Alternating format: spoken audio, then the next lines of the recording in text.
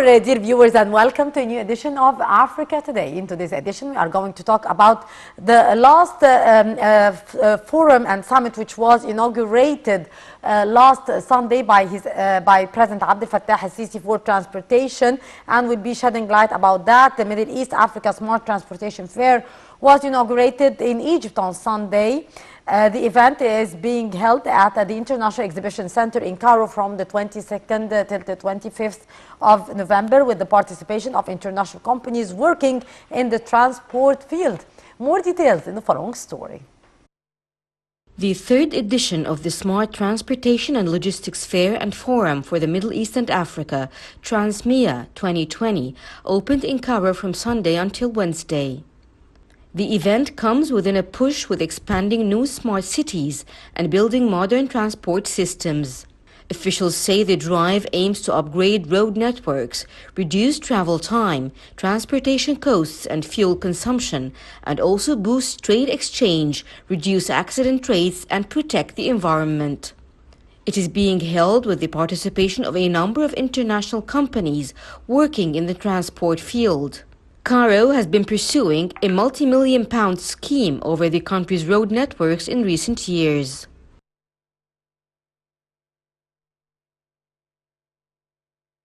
And to shed more light on the importance of the fair, we are very much delighted to have with us Mr. Raouf Ghaffar, our political analyst. Mr. Ghaffar, good afternoon to you. Good afternoon to you, my dear. How are you? Mr. Ghaffar, how do you see the timing of hosting such an important forum for Egypt? First of all, this is the 24th time we are hosting this event. And point is that we insisted on hosting it and having it at the same time, despite of the COVID-19 situation, means that we are serious and we mean business. And the fact that a lot of people participated, means that, again, they feel the importance of such a yearly event. Although some of the participants were participating online, but again, they had their virtual presence in this conference. So this means that this is an important conference. It is in the agenda of worldwide conferences in this field, and that everybody in this area of business is interested to take part and see what is going on. Yes, indeed. Sir, how do you weigh the importance of shifting to smart cities in the current phase? Well, I mean, smart cities are the trend. This is the future. I mean, now that we are, according to the vision of our president, is building new cities, and he wants them to be a fourth generation cities based on smart everything. I mean, we're talking telecommunication, fully numerical and digital. So this is the future. We are doing that, and this is the way it should be for a country that is looking for development. This is the right way to go by.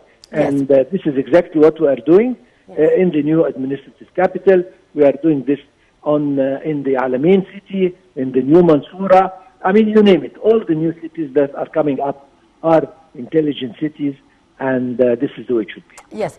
Mr. Ghaffar, actually the fair is dubbed Middle East Africa Smart Transportation Fair. How do you see the African drive in this arena? The African? Yes, drive in this arena of transportation and telecommunication.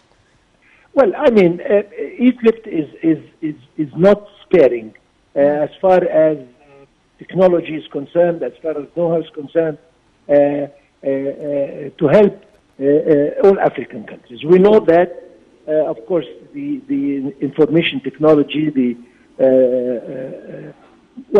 numerical era is not taking place as it should in Africa due to different situations. I mean, African countries are not, maybe are not that rich, and then again they are suffering from the repercussions of the coronavirus, so they have other priorities for the time being. But again, they will follow suit. This goes without saying. And Egypt Indeed. will be there to help them and to transfer whatever technology they need. Yeah. As a matter of fact, we had, alongside with this conference, the conference for safety highways and etc. And this was important because if we are looking into an African Union, then we have to start from now establishing our intelligent highways and trying to find solutions to be environment friendly, to enlarge the use of gas in cars instead of fossil fuels, to use electric cars, etc., all aiming to safety driving and to intelligent driving, and this is the issue. Yes. Mr. Gafar, how would you list actually the advantages of building smart cities and smart transportation? How do I? How do you list the advantages of building smart cities and smart transportation? I mean, as I said, this is the future. I mean, forget about the COVID-19. Of course, the COVID-19 forced a lot of people to work at distance and to work from home, Yes. and instead of commuting, etc. But forget about this. This is the way it should happen. I mean, to reduce the paperwork, to speed up all the, I should say, governmental paperwork, etc., etc. Everybody is moving into that. Yes. The financial inclusion, I mean, these are all things that are already applied in all the advanced world, and we are not less. Yes. So we have to follow, we have to do the same. And Yes. Again, the vision of building new cities and joining them together with the new technology and improving the technology that exists now in older cities, this Yeah. is the way it should be. And mind Yes. you, we cannot go without moving into this era, or Yes. else the gap between countries will be so big that we will not be able to communicate or to catch up with anything they do. So Yes. this is very smart and very intelligent to do. Indeed. Mr. Gafar, since you have mentioned the COVID-19, from your point of view, how has the COVID-19 pandemic impacted the IT business?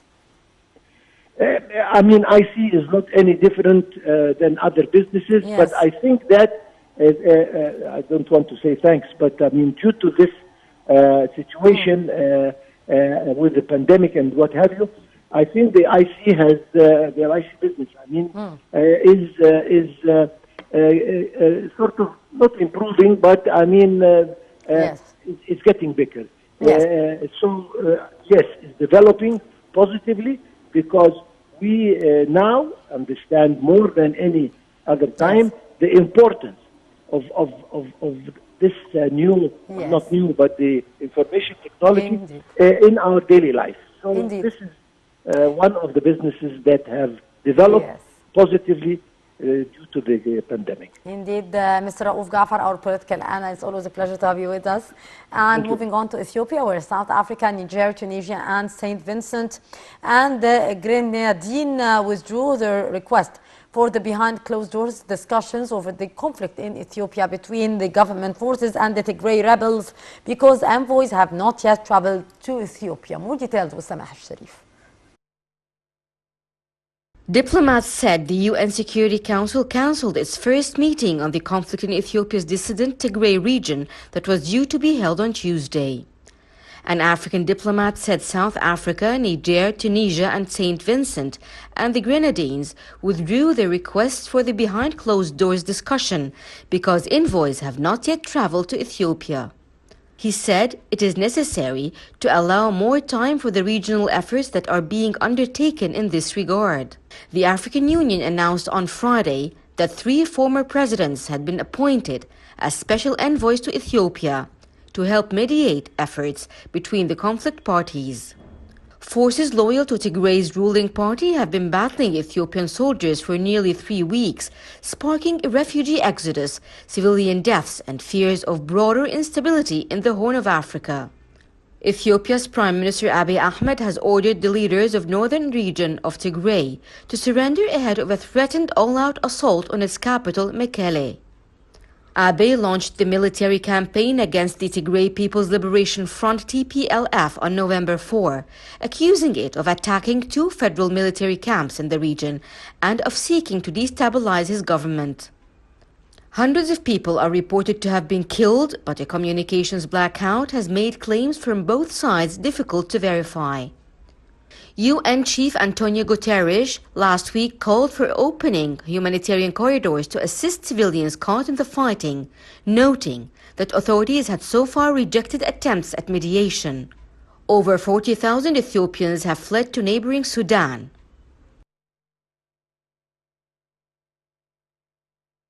And we wrap up today's edition of Africa Today with this report about the African sports, where Egypt is to host the 2020 African Super Cup game on the 10th of December. More on the football scene in the following report. Ahli holds the record for the most African Super Cup wins with 6 titles, followed by fellow Cairo-based team Zamalek with 4 titles. The one-off Total African Super Cup game between Morocco's Renaissance Berkane, the winners of the Confederation Cup title, and the winner of the upcoming CAF Champions League game will be played in New Egypt on the 10th of December. Egypt's Ahli will face Zamalek for the CAF Champions League title on Friday 27. Egypt's Ahli will face Zamalek for the CAF Champions League title on Friday the 27th of November in Cairo International Stadium. The annual African Super Cup game was initially scheduled to be held in Qatar between the 14th and 16th of August 2020. It was then delayed due to the coronavirus pandemic. The CAF had announced on Friday that Egypt will host the Super Cup game, but did not set the date. Ahli holds the record of the most African Super Cup wins with 6 titles, followed by fellow Cairo-based team Zamalek with 4 titles.